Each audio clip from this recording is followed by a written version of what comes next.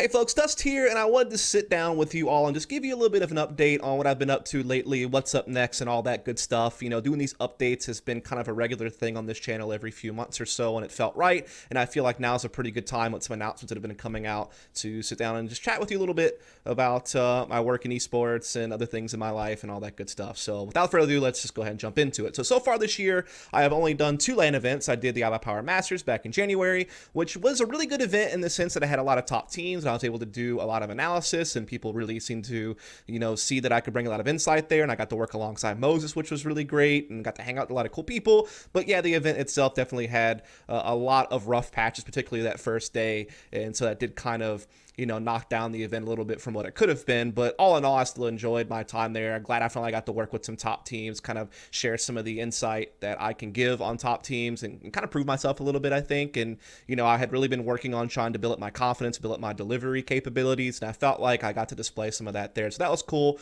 And then, of course, I did DreamHack Rio here very recently in April, where I was on the desk alongside Potter and Bach, who was the host, and that was a good desk. I felt like I was a lot more confident. I was able to inject my personality a little bit more into my delivery, able to have a little bit more fun with it. We got to do some weatherman segments, so I got to show that I was capable of doing a little bit more than just kind of the standard analysis and kind of work with some different broadcast tools and kind of share different types of insight. And so again, it was a really enjoyable experience. Had a lot of fun in Rio. The people there were great. The food was great. The beaches were awesome. Definitely just this really great hanging out with everyone and doing some work there. And in between all of that, I did some stuff with the Mountain Dew League. I did the qualifier for DreamHack Masters Dallas for the European side of things, and a couple of little things here and there. Obviously, I wish that I could have done more because, right now I'm in grind mode. I really want to get out there as much as possible, really work on my craft, have that stability, get that exposure, really just try to make a big run at this this year. But yeah, again, the goal has really been just to kind of maintain my game knowledge and maintain that ability to bring great insight and kind of just add things on top of it. A big thing lately has been adding more statistical information on top of, adding all the strategical stuff that I had been doing in the past, just because I like to do a lot of demo watching and really just try to be able to build narratives and be able to add supplemental information, but also be flexible, because sometimes when I work with other analysts, they had kind of certain specialties, so I kind of bounce to something else. If I work with Thorin, which I haven't in a while, but let's just say I did, he's a very map pick man guy, so I'm probably not going to mess with that. Whereas with other people, they're not as comfortable with it, so I kind of do that. So I wanted to be able to kind of be flexible, kind of diversify my, topics that I'm able to do analysis on. I've been able to do that. And again, the other big thing was just working on delivery, working on confidence, working on injecting my personality more. And I feel like I've accomplished that. So all in all, I'm pretty satisfied with how things have gone thus far. And now I'm just looking to the future because, again, it's important just to really get out there as much as possible, just keep grinding it out and all that good stuff. So now we're going to talk about the next big thing, and that is, as you've heard, Vince and I are trying to duo. This is something we've talked about on this channel in a little interview podcast thing I did with Vince. Vince has also talked about this in a couple different videos in his YouTube channel. I'll link all that stuff down below if you folks are interested in looking at all that. So yeah, that is the goal, is to duo. And there's really a lot of thought behind this decision on both of our ends. And so Vince has already kind of talked about it from his perspective, which is, he just wanted a stable partner. He felt like he needed that to kind of take his next step in his commentary career, and he felt like that would really help him just to have someone that he can build chemistry with, that he could be able to really emphasize his strengths, and then have someone else who can kind of take on other strengths and make a really good team. And obviously we're really good friends. We've known each other for years now. We've worked together in the past several times, and it's always gone well whenever we've worked together. Most people seem to enjoy it when we work together, and so it's something that we had wanted to do multiple times throughout the last couple of years, but unfortunately things kind of kept coming up that stopped it from happening. We kind of started getting hired separately, and I kind of started doing more desk analysis, and he obviously was constantly going to these really big events, kind of filling in where he was needed, and it was obviously big opportunities for him to do that, and he certainly couldn't pass those up. So we really want to try to make something of it this time, and so that is kind of the goal. And of course, so far we are publicly announced to be doing DreamHack Tour together, and that's going to be actually a really, really sick event. There's actually a lot of good teams there. A lot of top 15 teams in the world are going to be competing there. G2 will be on home soil. You got Wendigo out there, Avantgarde. You got Mouse Sports, which is obviously a very exciting team. There's several other teams there that are also quite good.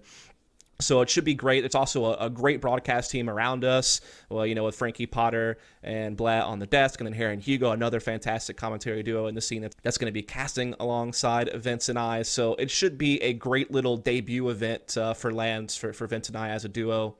And with all of that, I do want to address something about me being an analyst versus me being a commentator, and the argument that, I'm a better analyst and I should really focus on that and not as a caster and all that good stuff. So here's my thoughts on it. So as far as me being an analyst, I am not shutting the door on desk analysis entirely. I think there are going to be some situations in the future where maybe there's some events that Vince can't get to, because either the travel's too far or he's got something else going on in his personal life, or whatever the case may be. And so in those situations, I'm certainly open to still being a desk analyst. I'm definitely not killing it entirely. So I want to make that point pretty clear. The other big thing to think about is that I don't really have very many offers on the desk at the moment. In fact, right now I don't have any, and I'm not sure if any would come along or not.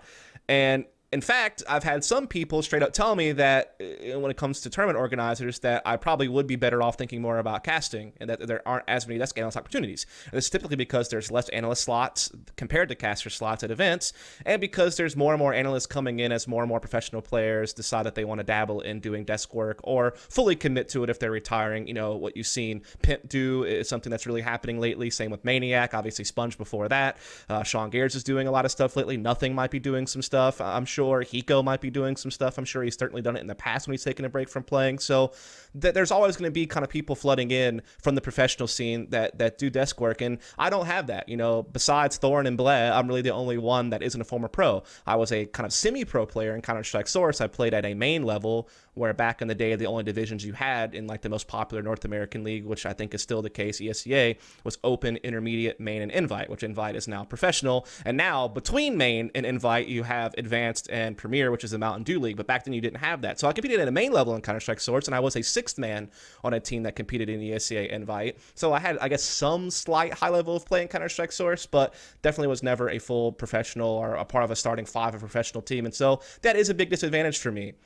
And unfortunately, no matter how insightful I am, no matter how much knowledge I bring to the table, no matter how good my delivery is, I'm never going to be seen as credible as former professional players by the majority of the community. That's just how it is. Even if there are some areas I might be stronger in analytically than some former professional players who are on desk, it just doesn't matter. The overall credibility of a professional is going to always be seen as higher. They usually are going to have a way bigger brand. They're usually going to have, much more popularity in the community. There's really a lot of factors that go into it. And they also do really fantastic work. So if we both do really good work and we're both really knowledgeable, but this person's a former pro with a bigger brand and more credibility, well, then it's kind of a no-brainer, who you should be going with. And I totally see the reality of that, despite the fact that I think I can bring a lot to the table as a desk analyst if given the opportunity. And again, I'm not entirely shutting the door. I think for me, I've always known that I'm going to have to be flexible and I'm going to have to be kind of willing to do other roles and things of that nature.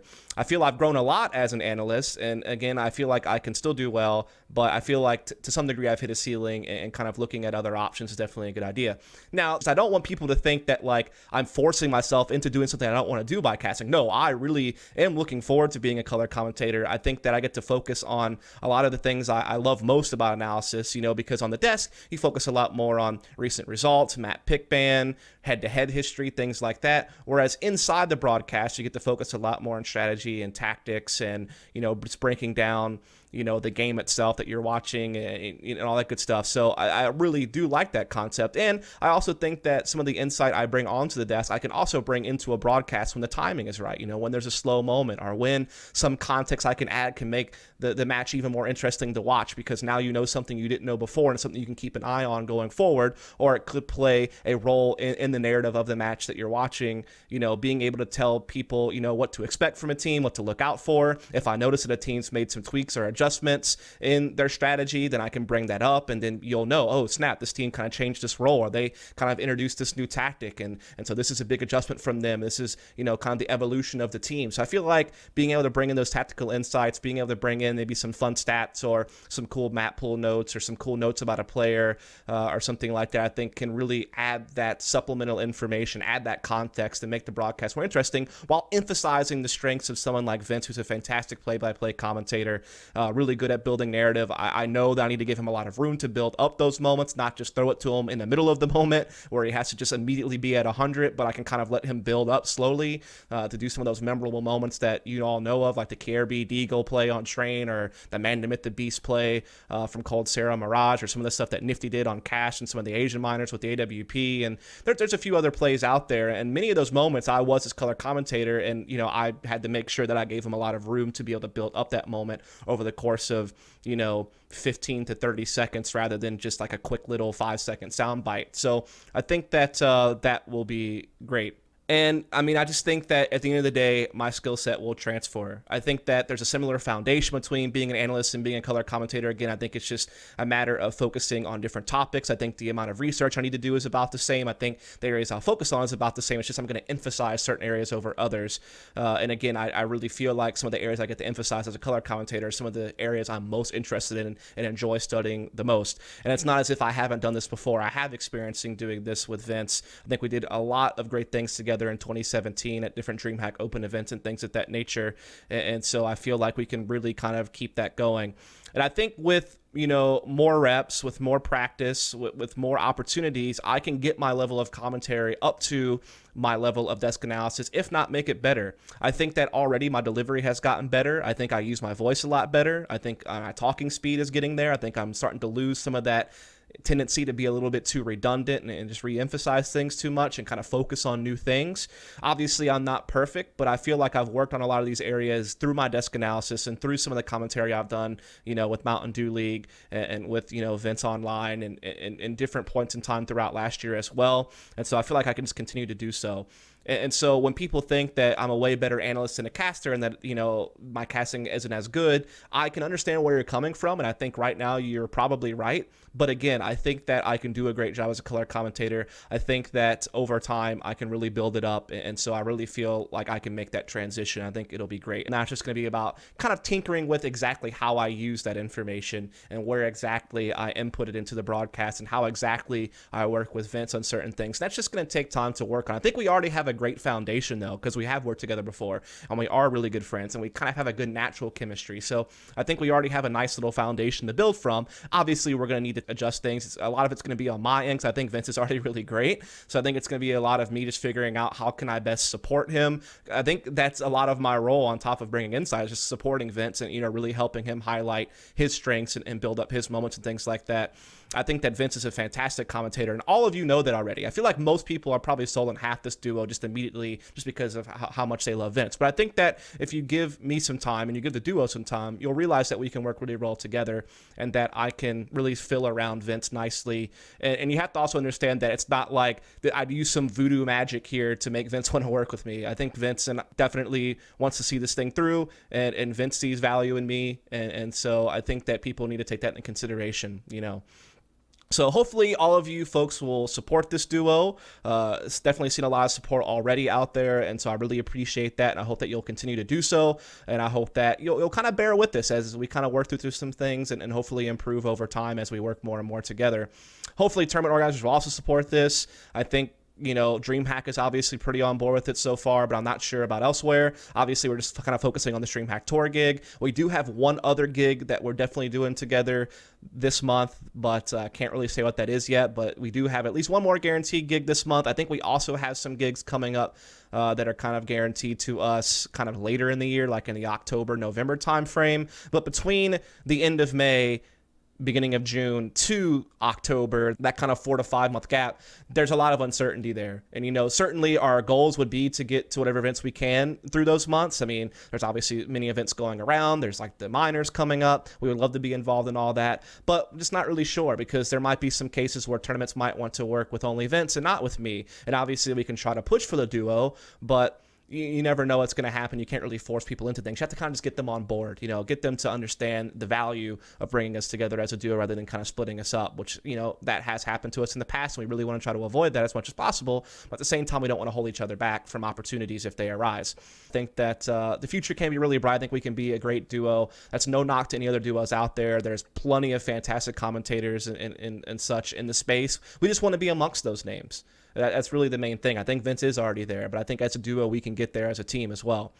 So, yeah, thanks so much for tuning in to this and kind of just hearing an update from me about casting. And hopefully you folks can follow and subscribe to this channel for more content in the future. I'm always putting out videos about roster moves and tournament results and things of that nature. Again, hopefully you folks will support the duo of Vince and I going forward. Again, we already have some gigs guaranteed to us. We're definitely on the hunt for more. Definitely just want to try to do as much as we can and do as well as we can and really just kind of make that climb. So, again, hope you folks will support that as well.